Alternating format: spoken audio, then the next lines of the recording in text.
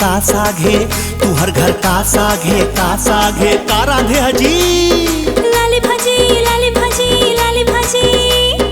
लाली भाजी लाली भाजी लाली भाजी चिखे बर देबे का गोरी तोर लाली भाजी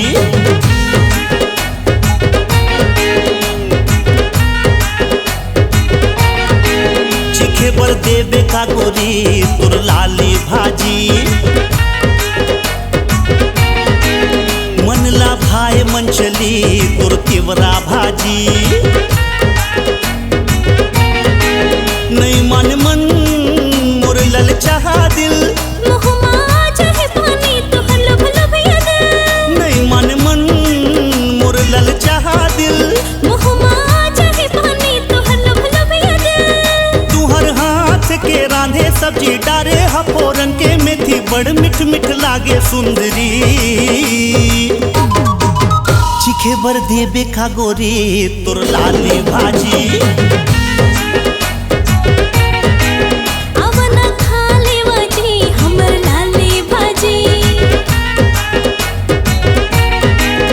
मनला भाई मंचली तोर तिवरा भाजी अवना खा लेवो जी मोर जनौरी भाजी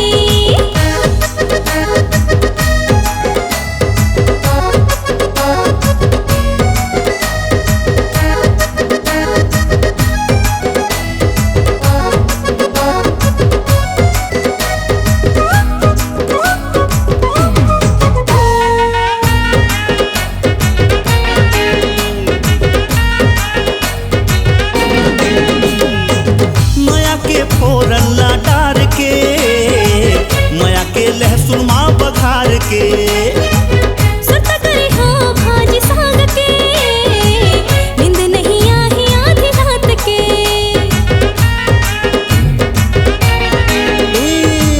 मया के फोरल्ला डार के मया के लहसुन माँ बघार के सुरता करे हो भाजी साग के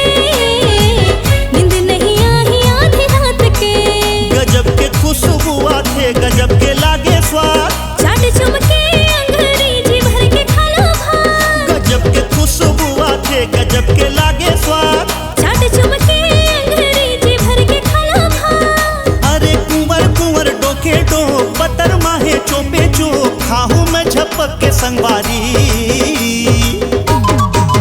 चिखे बर देबे का गोरी तोर लाली भाजी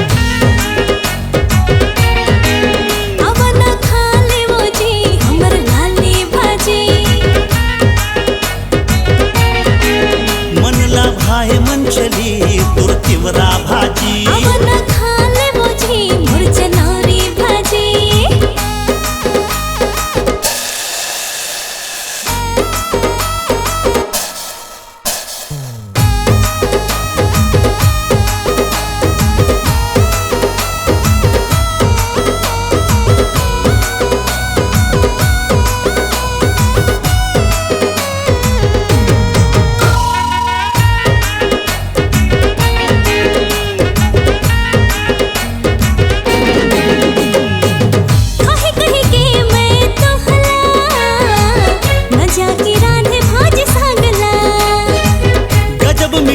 स्वर्ण सुंदरी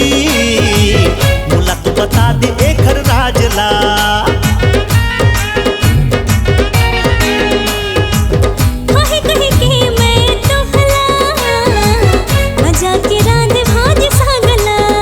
हाँ गजब मिठाई स्वर्ण सुंदरी मुला तो बता दे एकर राजला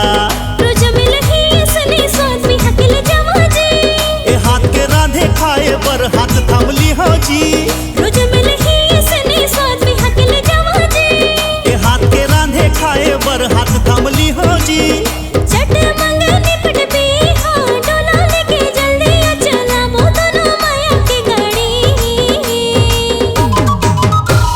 बर देबे का गोरी तोर चेच भाजी